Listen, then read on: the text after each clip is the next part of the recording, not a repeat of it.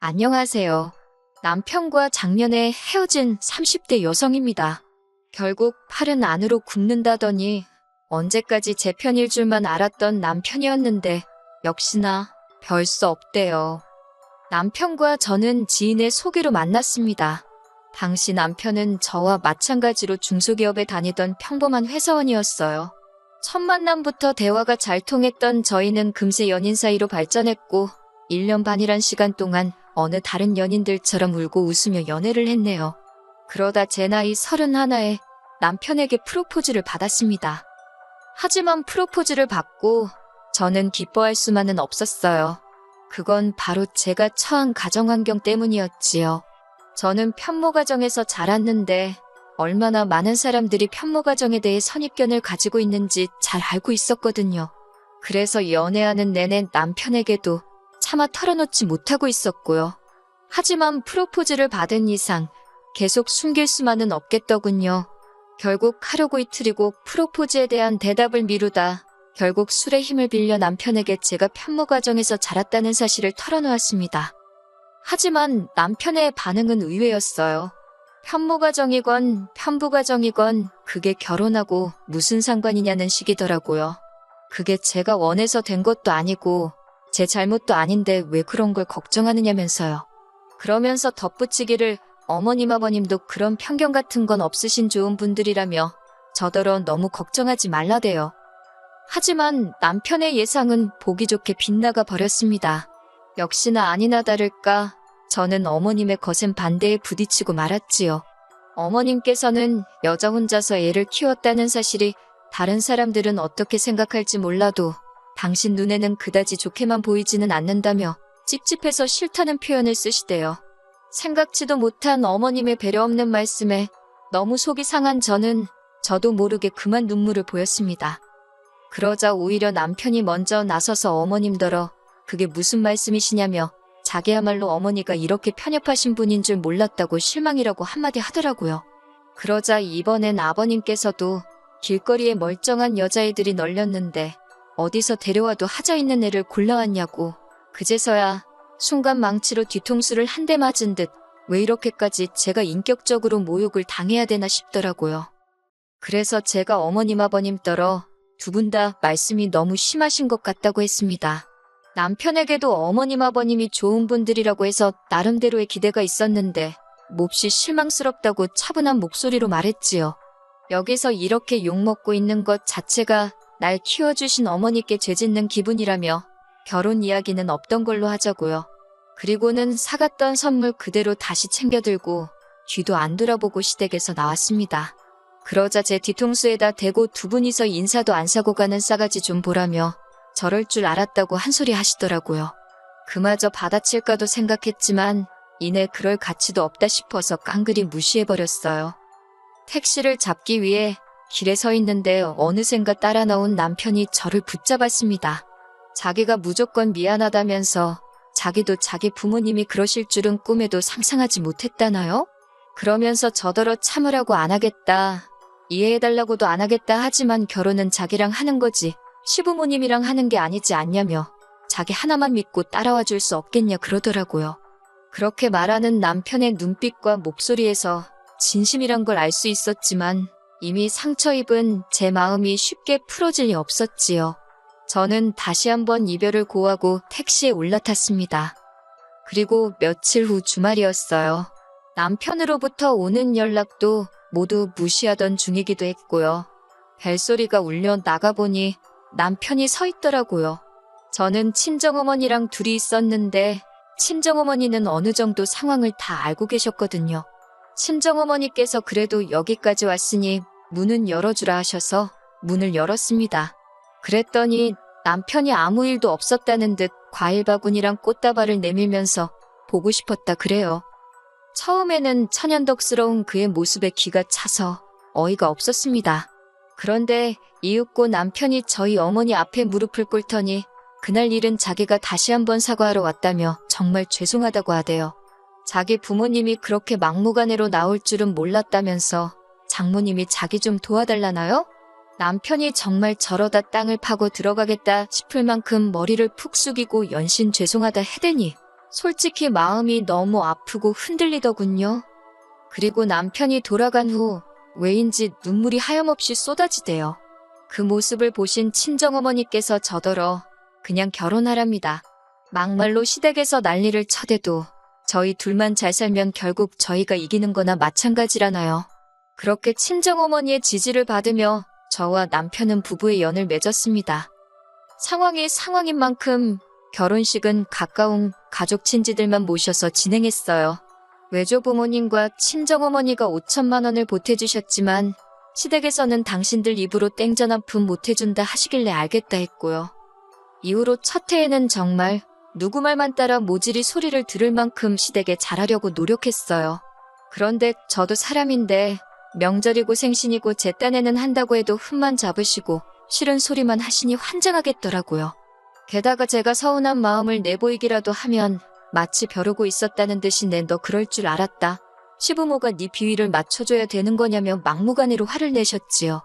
결국 견디다 못한 제가 남편에게 너무 지친다고 내가 언제까지 이렇게 무시당해야 하는 거냐 물었습니다. 그리고는 지금이라도 당신 놔줄 테니 어머님 아버님한테 가서 그 집 아들로 살라고 했지요. 그랬더니 남편이 앞으로는 시댁에 내려가지도 말잡니다. 연락도 안 드려도 된다고 신경 쓰지 말래요. 그리고 그때는 저도 이제 모르겠다는 심정이었기에 그러겠다 했습니다. 한편 저는 다니던 회사를 나오게 되었어요. 제가 원해서 나온 게 아니라 회사가 부도가 나면서 어쩔 수 없는 선택이었네요. 처음에는 다른 회사로 이직을 할까 생각도 했지만 외조부모님과 친정어머니의 조언을 따라 작은 식당을 열었습니다. 제가 시댁에 연락을 드리진 않았지만 남편은 그래도 종종 연락을 하는 듯 했어요. 아마 그래서 어머님이 제가 식당을 한다는 사실도 알게 되신 것 같아요. 그런데 하루는 철딱선이 없는 신호가 기껏 문자로 한다는 소리가 어머님이 저더러 가지가지 한다고 그러셨다대요. 그런 소리라는 어머님이나 그걸 말이라고 전하는 신우이나 한심하기 짝이 없더라고요. 하지만 그럴수록 저는 더 열심히 식당일에 매진했습니다.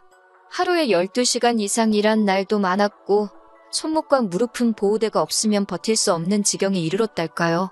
그럼에도 불구하고 어떻게든 자리를 잡겠다는 욕심에 일을 쉴 때는 동네와 아파트 단지들을 돌아다니며 전단지까지 돌렸어요. 정말이지 제가 할 수 있는 일은 다 한 것 같아요. 물론 남편이 집안일을 도와주긴 했지만 말이 나와서 말이지만 솔직히 어지르는 사람이 있는 것도 아니고 식사도 둘 다 밖에서 해결하는 상황이었으니 남편이 많이 힘들었을 거라고 생각하네요. 무엇보다 초반에 남편은 식당일 자체엔 회의적이었기 때문에 식당일에 있어서는 작은 일도 도와달라 하지 않았습니다. 그리고 노력은 배신을 하지 않는다더니 오픈 6개월 만에 이거저거 다 빼고 제 손에 600 떨어지더라고요. 이후로도 가게 매출은 계속해서 늘어만 갔고 월 평균 1000이 남의 얘기만은 아니었지요. 식당일에 대한 남편의 태도가 달라진 건 당연했고요.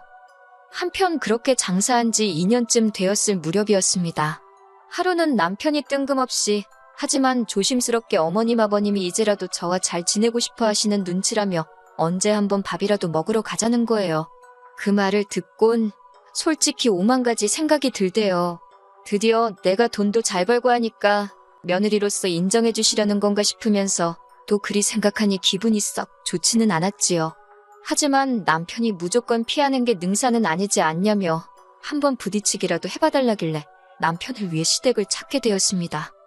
하지만 차라리 가지 말 것을 그랬어요. 처음 시작은 나쁘지 않았습니다. 시댁에 도착한 제가 어색하게 자리를 잡고 앉아있으니 어머님께서 먼저 다가와 지난날은 잊고 이제라도 잘 지내보자며 제 손을 잡아주셨거든요. 순간 감동받았다고 해야 하나 울컥하대요. 하지만 그것도 잠시 뒤이어 이어진 이야기를 듣고 2배로 실망하고 말았습니다. 어머님이 그건 그렇고 신우가 이번에 결혼을 하게 되었는데 집에 돈이 하나도 없다면서 혼수해주게 3천만 원만 달라셨거든요. 저는 허탈한 마음을 내보이며 그렇게는 못해준다 했습니다. 돈이 없다고 할 수도 있었겠지만 그냥 솔직하게 제가 신우 혼수를 해줘야 할 이유를 모르겠다고 했어요. 그랬더니 어머님이 가족끼리 어려울 때 돕고 사는 거 아니냐며 지금이 바로 그때랍니다. 그 말을 듣는데 정말 입안에서 쓴맛이 느껴진다는 게 이런 건가 싶더라고요. 제가 어머님더러 언제 저를 가족으로 대해주셨냐 물었습니다. 처음 인사드리러 온 날부터 바로 지금까지 어머님한테 제가 한 번이라도 가족인 적이 있었냐고요. 하지만 어머님께선 계속해서 억지를 쓰셨습니다. 저더러 결혼할 때도 아무것도 안 해오지 않았냐면서 이제라도 해준다 생각하면 아까울 것도 없겠다면서 이쯤 되니까 저도 할 말 다 해야겠다 싶어서 어머님은 뭐 하나 저 해주신 거 있냐고 따졌습니다. 어차피 시작부터 어머님 저 싫어하셨고 반대하셨고 아무것도 안 해주시지 않았냐고 그래놓고 제 돈 탐내시는 거 너무 염치 없고 뻔뻔하시다 했어요. 그러자 이번엔 신우가 나서서는 자기는 처음부터 저희 결혼에 반대하고 그런 거 없었으니까 그냥 자기 혼수 좀 해달라나요? 제가 신우한테 아가씨가 중간에서 쓸데없는 말 전달하고 그런 거 내가 모를 줄 아느냐고. 정말 어머님도 그렇고 아가씨도 그렇고 나보기 부끄럽지도 않냐고 쏘아붙였네요. 하지만 무엇보다도 제가 실망했던 건 예전과는 다른 남편의 태도였어요. 이번만큼은 남편이 어쩐 일로 제 편을 들어주지 않더라고요.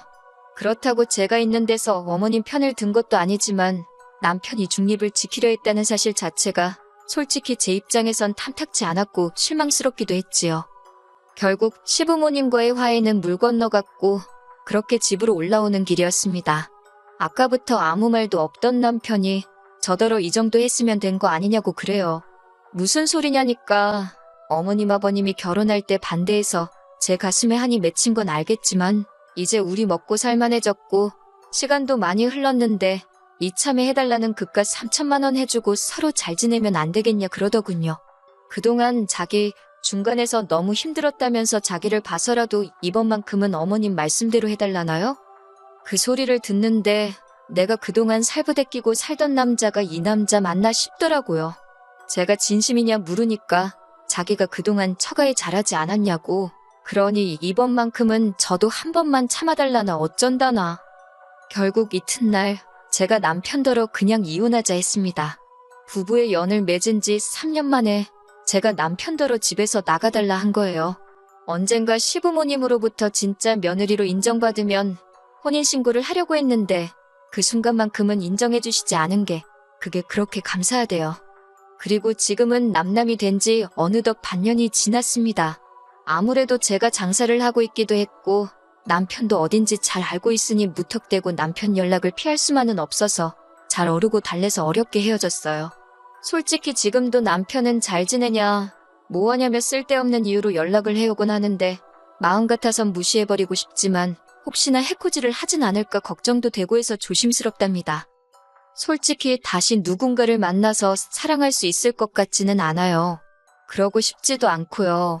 그저 제가 이만큼 자리 잡고 살 수 있을 때까지 묵묵히 믿고 도와주신 어머니 그리고 외조부모님과 함께 오래오래 건강히 행복하게 살 수 있으면 좋겠다는 그 마음뿐입니다.